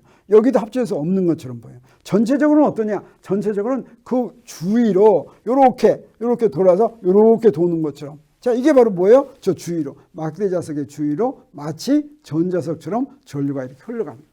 그래서 막대 자석은 전자석과 똑같은 원리로 막대 자석이 됐다. 이렇게 이야기할 수가 있어요. 그래서 이제 이걸 알고 나서 드디어 자기력에 대한 법칙을 알게 됐는데 그 결과를 보니까 너무나 놀라운 거였어요. 뭐냐면 사실은 쿨롱 법칙하고 똑같더라라고 하는 것입니다. 제가 그걸 설명하겠어요. 자, 그러면 이 자기현상에 대한 법칙이 발견되기까지 잠깐 보면 어때요? 1687년 7월이 이게 어떤 해입니까? 어떤 날짜입니까? 네, 프린키피아가 발표된 날이죠. 그 다음에 1785년 이거 어떤 해입니까? 네, 이거 뉴턴의 쿨롱 법칙에 대한 논문 발표한 날입니다. 그리고 1820년 4월 21일 이거 언제입니까? 웨르스테드가 주위에 전류 주위에 나침반 바늘이 움직이는 걸 관찰한 때입니다. 그리고 나서 웨르스테드가 자, 이거 가지고 자기가 관찰했으니까 자기력에 대한 법칙을 구하기 위해서 막 노력했어요. 근데 알 수가 없었어요. 알 수가 없어요. 그래서 어떻게 했냐? 자기가 실험한 결과를 팜플렛으로 만들어서 별 결과가 없었지만 봤어요. 자, 그런데 그 사실을 알고 프랑스 사람들이 누구? 암페어가 바로 알아냈습니다. 암페어 법칙이 나왔어요. 그 다음에 조금 있다가 비오와 사바르가 비오-사바르 법칙 알아냈습니다. 그러면 난 여러분한테 이 암페어 법칙과 비오-사바르 법칙이 바로 자기력에 대한 법칙인데, 이 자기력에 대한 법칙은 전기력에 대한 법칙하고 똑같아요. 그래서 전기력에 대한 법칙 우리가 지금까지 배웠죠. 그놈하고 자기력에 대한 법칙하고를 이렇게 딱 균형 있게 서로 비교하면서 이렇게 되는 것이다 라고 하는 것을 여러분한테 소개하도록 하겠습니다. 전기현상과 자기현상에 대한 법칙이, 전기현상은 쿨롱 법칙이 있는데 이 쿨롱 법칙에 해당하는 것이 바로 뭐냐면 비오-사바르 법칙입니다. 그리고 똑같은 쿨롱 법칙도 어때요? 똑같은데 조금 다르게 표현이 됐죠. 훨씬 사용하기가 좋다고 그랬죠. 그게 뭐라고 그랬습니까? 가우스 법칙이라고 그랬죠. 그 가우스 법칙에 대응하는 게 바로 뭐냐면 암페어 법칙입니다. 그래서 비오-사바르 법칙과 암페어 법칙이 어떻게 생겼는지 우리 사실은 쿨롱 법칙과 가우스 법칙으로부터 예상할 수가 있습니다. 놀라운 일이죠. 네. 자, 그러면 쿨롱 법칙은 아까 얘기했죠. 무슨 법칙이냐? 전하 분포가 만드는 전기장에 대한 법칙입니다. 그러면 이쪽 비오-사바르 법칙은 어떤 법칙이겠습니까? 이건 무엇이? 네, 자기장의 원인은 뭐라고 그랬습니까? 전류라고 그랬죠. 전류 분포, 전하가 움직이는 거예요. 전류 분포가 되겠어요. 그래서 전류 분포가 만드는 자기장에 대한 법칙, 이것이 바로 비오-사바르 법칙과 암페어 법칙이에요. 그래서 여기서부터 이거 갖고 올 수가 있겠어요. 이거 비슷한지 언제 했었습니까? 우리 앞에서 회전운동 할 때 병진운동의 식을 그대로 번역해가지고 회전운동식 만들어냈죠. 그것처럼 우리 전기현상의 식에서부터 자기현상의 식을 만들어낼 수가 있는데 사실 이때 조금 다릅니다. 왜 다르냐? 그 다른 이유는 앞에서 볼 수가 있어요. 자, 그러면 우리 쿨롱 법칙 알기 위해서는 연속돼서 분포되어 있다고 하면 저 DQ가 P점에 만드는 건 어떻게 생겼습니까? DQ가 저기다 만드는 거죠. 자, 자기현상은 어떠냐? 여기 전류가 이렇게 있다고 하면 이 전류 중에서 요만큼이 여기에 만드는 거, 그거 구하면 되겠어요. 그래서 R'에 위치한 IDL은 뭐냐면 전류입니다. 요 DL은 요게 선분 벡터가 되겠어요. 선분 벡터는 그 선의 길이하고 같고 조그만 선이에요. 그 다음에 선의 방향 같은 게 선분 벡터예요. 그놈이 여기에 만드는 거예요. 자, 여기서 전기현상과 자기현상 법칙의 차이는 오로지 무엇 때문에 생기냐면 여기서 전기현상의 원인 DQ는 스칼라입니다. 근데 자기현상의 원인인 IDL은 요거 벡터예요. 그것 때문에 생깁니다. 그것만 차이가 있고 나머지는 전부 다 똑같다라고 하는 것을 우리가 알 수 있어요. 그래서 쿨롱 법칙과 비오-사바르 법칙을 보겠어요. 쿨롱 법칙은 어떻게 생겼어요? 저 또 조그만 놈이 만드는 쿨롱 법칙은 이거였죠. 우리가 알고 있죠. 지금 접근하기 전입니다. 자, 그러면 여기서부터 우리 비오-사바르 법칙 만들어요. 근데 이때 둘 할 때 고쳐줘야 될 거 있어요. 자, 이렇게 만듭니다. 자, 전기장 대신에 자기장, B가 자기장입니다. 자, 그리고 여기에 DQ 대신에 IDL 왔어요. 이게 원인이죠, 원인. 그 다음에 나머지는 다 똑같은데 여기에 요거 하나 더 해줘야 됐어요. 왜 그러냐면 DQ는 스칼라고 그 뒤에 있는 건 벡터죠. 그래서 스칼라에다 벡터는 그냥 곱해줘도 되지만 요건 벡터입니다. 요것도 벡터예요. 그런데 요 놈도 벡터예요. 그래서 벡터하고 벡터를 곱해서 벡터 만들어주려면 어떻게 해야 돼요? 요거 벡터곱입니다. 그래서 요 벡터곱 때문에 어떠냐? 사실은 이 그림에서 전기장의 방향 이렇게 그려놓고 자기장의 방향도 이렇게 그려놨지만 이 자기장의 방향은 틀린 거예요. 자, 이 자기장의 방향이 너무 이상해서 웨르스테드가 법칙을 찾아낼 수가 없었습니다. 근데 이것만 알고 있었으면 IDL과 이거 벡터인데 요 놈의 방향은 벡터곱을 해야 된다는 것만 알고 있으면 방향 금방 구할 수 있어요. 어떻게 구하느냐? IDL의 방향은 어떤 방향입니까? 요 방향이죠. 그 다음에 R-R'의 방향은 어떤 방향입니까? 요 방향이죠. 그래서 이렇게 돌리면 어떻게 되겠어요? 안으로 들어가는 방향이죠. 그래서 이 방향이 아니라 안으로 들어가는 방향이 됩니다. 자, 그게 바로 자기장의 방향이라는 걸 금방 알 수가 있겠어요. 자, 그것만 다르면, 그 다음에 이제 비례상수가 다릅니다. 저기 비례상수. 그래서 저 입실론 제로는 진공의 성질 중에서 유전율이라는 성질인데 이는 뭐라고 부르는 거냐면 투자율이라고 부르는 성질. 요것만 달라요. 자, 그럼 어떻습니까? 우리 비오-사바르 법칙 금방 예상할 수가 있겠죠. 이것을 조금 더 잘 알 수 있는 것으로 바꾸면 자 이렇게 쓸 수 다 적분하면 다 둬야 되죠. 이것도 다 적분하겠어요. 그다음에 이때 전기장의 단위는 뉴턴/퍼 쿨롱 이렇게 됩니다. 그다음에 자기장도 다 적분하면 되겠어요. 자 그럼 이건 뭐냐? 자기장의 단위는 테슬라인데 이때 저 dq를 어떻게든 표시할 수가 있다 그랬어요. 우리 밀도를 가지고 표시할 수 있다 그랬죠. 그래서 우리 저 dq가 있는 곳이 R'이니까 R'의 밀도에다가 부피를 곱하면 되겠죠. 자, 그러면 이렇게 밀도로 표시한 식이 나옵니다. 비오사바르 법칙의 경우에는 우리 IDL을 어떻게 바꿔 쓸 수가 있냐면 I라고 하는 것은 우리 I를 S로 나누면 이게 전류 밀도가 돼요. 전류 밀도. 전류 밀도에다가 S 이거 나누고 곱해줬어요. 그러면 SDL은 뭐가 되냐면 이거 단면의 넓이입니다. I의 단면의 넓이를 나눠준 거예요. SDL이 dV'이 되고 S분의 I는 J가 이렇게 됩니다. J가. 그래서 IDL을 전류 밀도로, 이 전류 밀도는 벡터형이 되겠어요. 이렇게 바꿔줄 수가 있어요. 여기다 집어넣으면 어떻게 되냐? 비오사바르 법칙은 다 똑같은데 뭐만 다릅니까? 뭐만 전하 밀도를 전류 밀도로 바꿔 쓰기만 하면 되겠어요. 그 다음에 이것도 벡터니까 여기 벡터 곱해준 거. 자, 그것만 다르고 나머지는 다 똑같다라고 하는 것을 우리 알 수가 있겠습니다. 그리고 여기 이제 비례상수가 다르죠. 근데 이 비례상수가 전기 쿨롱 법칙의 경우에는 굉장히 큰 숫자입니다. 8.99 곱하기 10의 9승이에요. 근데 비오사바르의 법칙의 경우는 굉장히 작은 것이고 저거는 8.99 쭉쭉쭉 나가는 거를 앞에 저 소수점에 두 자리까지만 쓴 거예요. 대개의 경우에 그냥 9 곱하기 10의 9승 이렇게도 씁니다. 근데 이놈은 어떠냐? 이건 딱 떨어지는 수예요. 이건 1 곱하기 10의 마이너스 7승 이렇게 됩니다. 왜 이렇게 딱 떨어지냐면 사실은 이게 무엇하고 연관이 되어 있냐면 이거 한번 계산해 보면 아주 놀라운 일이 벌어져요. 입실론 제로분의 입실론 곱하기 뮤 제로분의 1을 계산하면 이 계산을 어떻게 하냐면 4파이로 나누고 곱해주면 두 상수를 곱하면 되겠죠. 두 상수를 이렇게 해주면 딱 뭐가 나오냐면 3 곱하기 10의 8승 미터/세크의 제곱이 나오는데 이게 바로 뭡니까? 광속입니다. 광속의 제곱. 그래서 요거를 루트를 씌워줄 것 같으면 광속 같은데 이거는 그냥 우연히 이렇게 된 것이 아니라 이유가 있습니다. 그래서 입실론 제로를 알면 뮤 제로는 광속으로부터 유도돼서 나와서 요건 앞에 딱 이렇게 떨어지는 숫자로 우리가 써줄 수가 있다라고 하는 것이죠. 그리고 이제 암페어 법칙이 어떻게 되는지 알기 위해서 가우스 법칙 보겠어요. 가우스 법칙하고 이제 엄청 이제 비슷한데 가우스 법칙은 어떻게 했었습니까? 처음에 공간 내 마음대로 폐우면 그랬죠. 그다음에 총선속 구했죠. 그다음에 알짜 전화 구했죠. 그래가지고 어떻게 됐습니까? 이렇게 구하면 네 가우스 법칙은 네 여기서 총선속은 입실론 여러분의 Q다라고 하는 것이 가우스 법칙이죠. 근데 이것하고 비슷하게 이제 전기장에 대해서도 구하려고 했던 이런 어려움이 있어요. 뭐냐? 자기력선의 특징은 이건 직선 전류의 자기력선입니다. 이렇게 동글동글해요.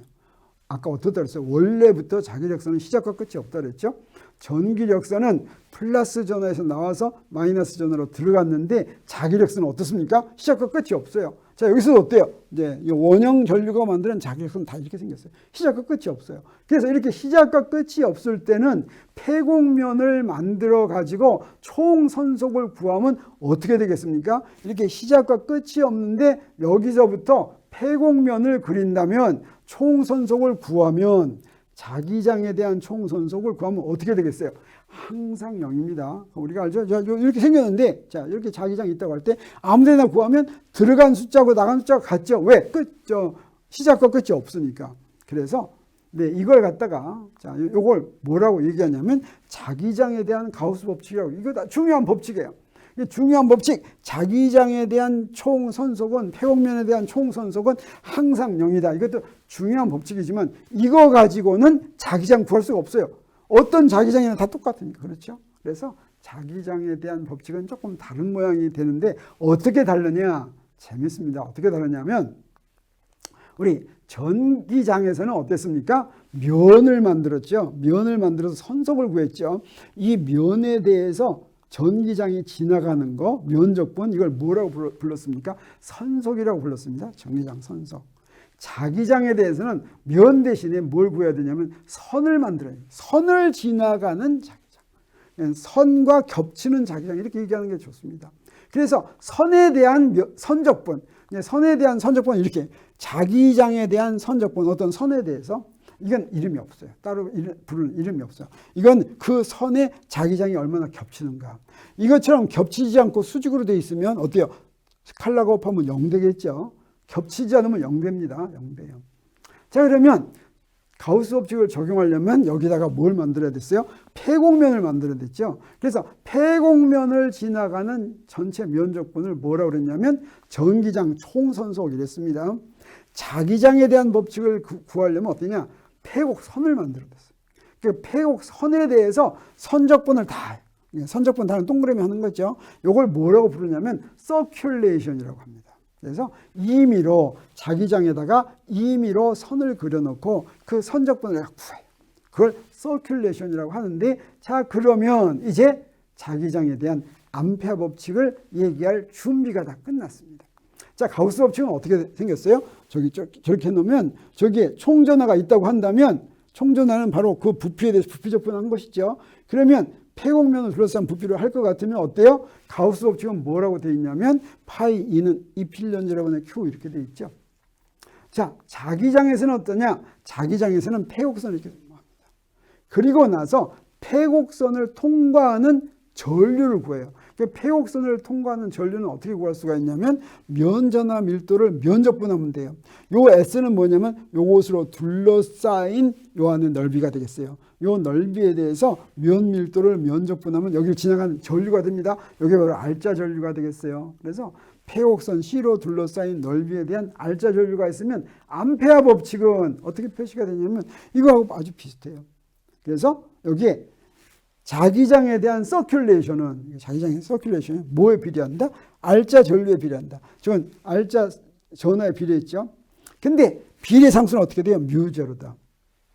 여기서 재미있는 것이 전기 현상에서 입실론 제로가 있는 것은 항상 이렇게 바꿔주면 돼요. 입실론 제로가 분모에 있으면 뮤제로는 분자로 갑니다. 아까 쿨렁 법칙과 비오사바르 법칙도 그랬어요. 4파이 입실론 제로분의 1이다가 4파이분의 뮤제로 그랬죠. 그래서 전기 현상에서 분모에 있으면 자기 현상에서는 분자에 있고 전기 현상에서 분자에 있으면 자기 현상에서 분모에 있어요. 그것만 해주면 어떻습니까? 여기 암페어 법칙인데 암페어 법칙의 모양이 가우스 법칙의 모양하고 똑같다라고 하는 것을 예상할 수가 있죠. 네, 그렇습니다. 자, 그러면 가우스 법칙은 어떻게 적용했어요? 자, 이렇게 돼 있는 것인데 가우스 법칙으로는 항상 전기장을 구할 수가 있었습니까? 전기장 모르면 적분이 안 됐죠. 특별한 조건 만족해야 됐죠. 다시 말하면 요거 전하 분포가 특별한 대칭성을 만족해야지만 적분이 가능했죠. 그래서 상수가 적분 바깥으로 나왔죠. 그래서 이런 두 가지 구할 수도 있고 없는데 어떤 조건이었냐면 자, 대칭성이 있어가지고 두 가지 조건 만족해야 됐죠.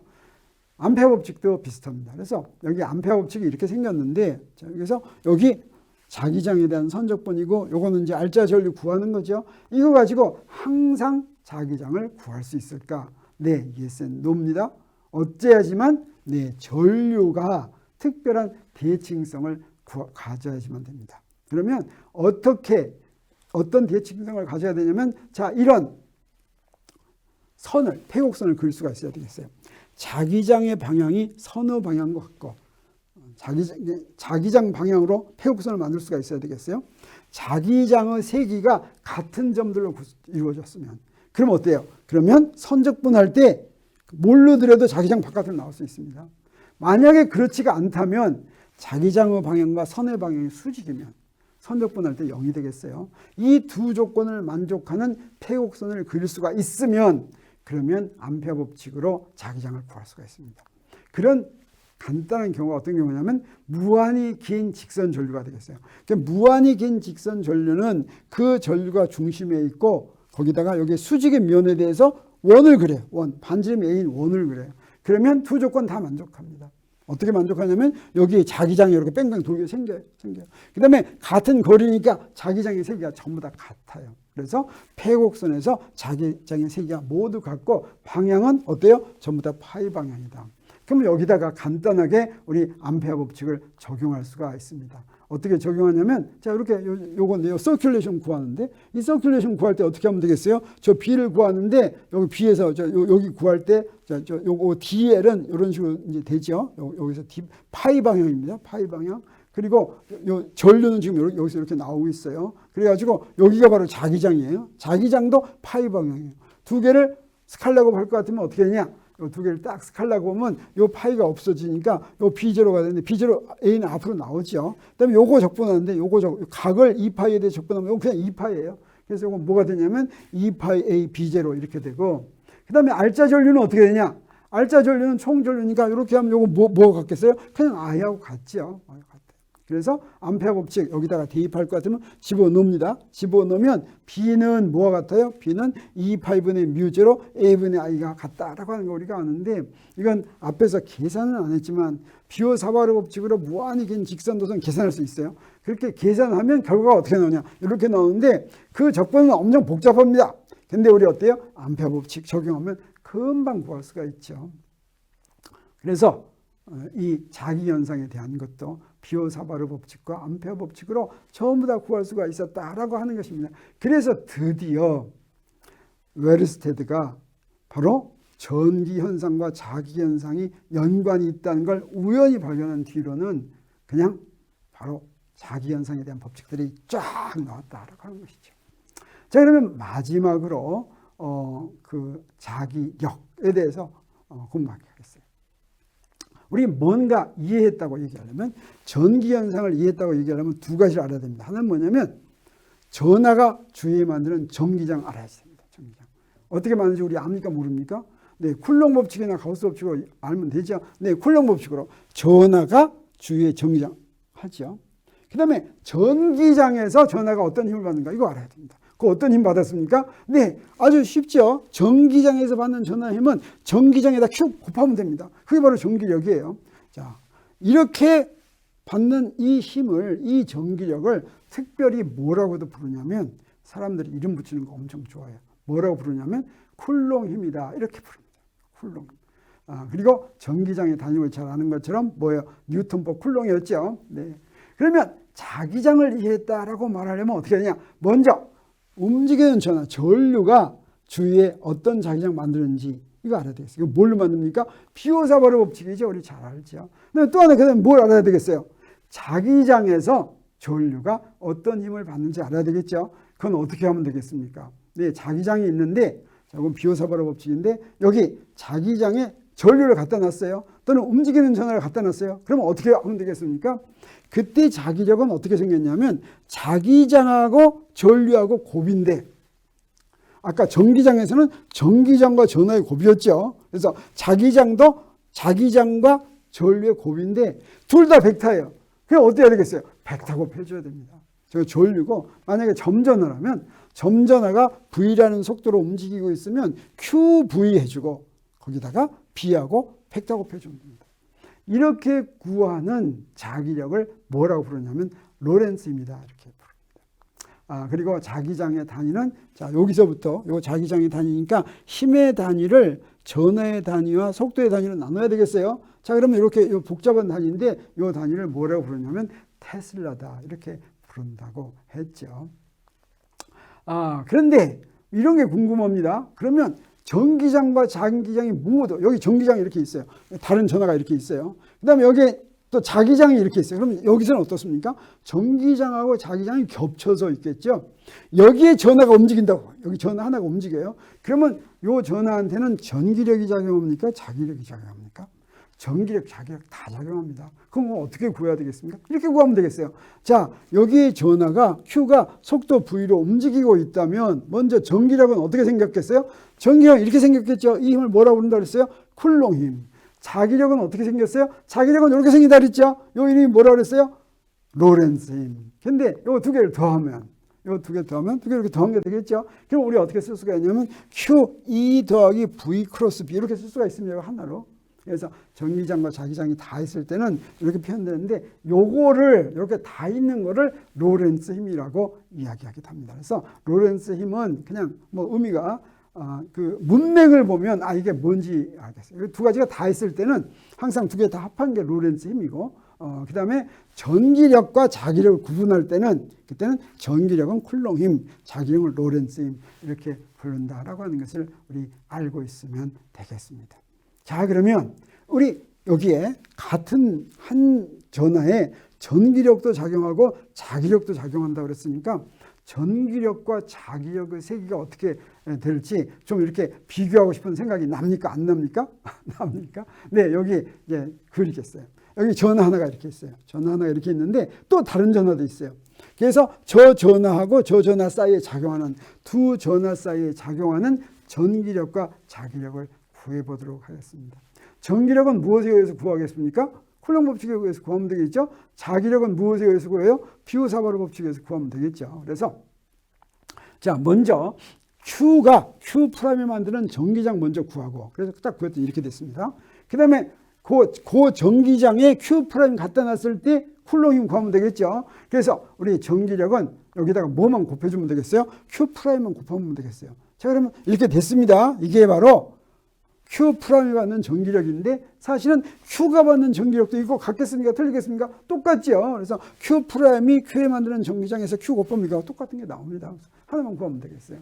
그래서 저렇게 두 전하가 움직이고 있을 때 작용하는 전기력은 이렇게 되는구나 하는 걸 우리가 알 수가 있습니다.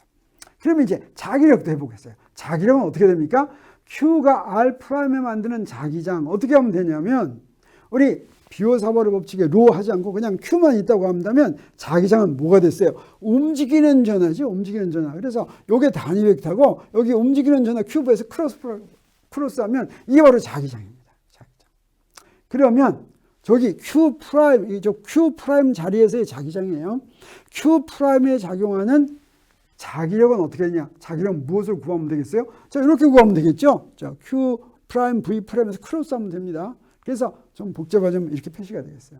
이게 바로 자기력이고, 이게 Q 때문에 Q 프라임이 받는 자기력이고, Q 프라임 때문에 Q가 받는 자기력도 어떻게 했어요? 이것과 똑같고 방향은 반대겠죠. 네.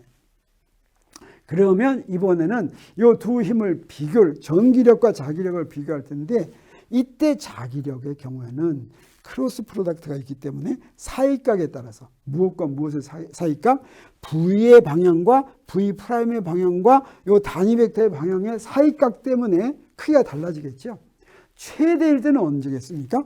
V하고 단위 벡터가 수직일 때, 이 결과와 요 놈이 수직일 때, 이때가 최대가 되죠. 수직일 때. 벡터 프로덕트는 수직일 때가 최대니까. 그래서 최대인 거와 전기력과를 비교해 보도록 하겠습니다. 그래서 네, Q 프라임이 받는 전기력의 크기만 이렇게 썼습니다. 전기 크기. 그 다음에 Q 프라임이 받는 자기력의 크기만 이렇게 썼어요. 크기만. 이건 크기만 쓴 게 아니네. 자, 크기만 쓴 거 아니죠? 자, 이것도 크기만 쓴 게 아니네. 그래서 크기만 먼저 쓰겠어요. 크기는 벡터 표시 다 없애면 되고, 요건 어때요? 요거 1이니까, 크기만 1이니까 요거 되겠죠? 그 다음에 자기력의 최대 크기는 요거 없애버리고, 요 놈은 그대로 곱해주면 되겠어요. 90도일 때. 그럼 최대 크기 이렇게 되겠어요. 그래서 B를 구하기 위해서 우리 어떻게 보면 좋습니까? 둘 중에 하나를 나누면 되겠죠. 그래서 나눠보겠어요. 두 개를 이렇게 나누면 뭘로 나눴습니까? 전기력과 자기력을 전기력으로 나누겠어요. 자기력을 전기력으로 나누니까 재밌습니다. 샥 없어지고 뭐만 남아요? 딱 요거만 남습니다. 요거만. 그래서 요거 딱 남으니까 어떻게 됐어요? 요렇게 됐죠? 요거 어디서부터 이거 알았어요? 입실론 제로, 뮤 제로는 요거 뭐와 같다? C제곱분의 2와 같다라는 거 알았죠. 그리고 우리가 이제 앞에서 나중에 이제 상대성 이론에서 배우겠지만, 이 C는 있을 수 있는 최대 속도입니다. 또 굉장히 커요. 이거 얼마예요? 3 곱하기 10의 8cm/s죠. 그래서 전하가 이렇게 움직일 때는 요거 움직이는 속도는 C보다 반드시 작아야지 돼. 근데 C보다 작은 걸 2번씩이나 곱해놨으니까 어때요? 굉장히 작겠죠. 이건 무슨 얘기입니까? 우리 주위에서 볼 때 똑같은 놈들끼리의 효과라고 한다면 그 놈들이 받는 전기력에 비해서 자기력의 효과가 너무 작아서 나타나지 않는다. 그럼 언제만 나타나겠습니까? 전기력이 우연히 0이면 그럼 나타나겠죠. 그게 언제입니까? 도선이 있는데 도선에 전류가 흐르면 도선에 있는 총전은 알짜전은 얼마입니까? 전류는 흐르더라도 알짜전은 0이죠. 그러면 요놈의 전기장의 효과는 있겠습니까? 없겠습니까? 없겠죠. 그래서 도선에 전류가 흐르고 있으면 그 주위에 뭐만 나타나요? 전기력은 없으니까 네, 자기장만 나타난다. 근데 만약에 점전하가 같이 움직인다라고 한다면 그때는 자기력은 거의 안 보인다라고 하는 것을 우리 여기서부터 알 수가 있겠죠. 자, 여기까지 해서 우리가 전기 현상과 자기 현상에 대한 걸 이제 다 살펴봤습니다. 사실은 이거 보통 공대 학생들은 굉장히 오랫동안 배우는 것인데 우리는 그냥 지금 일주 만에 이렇게 했어요.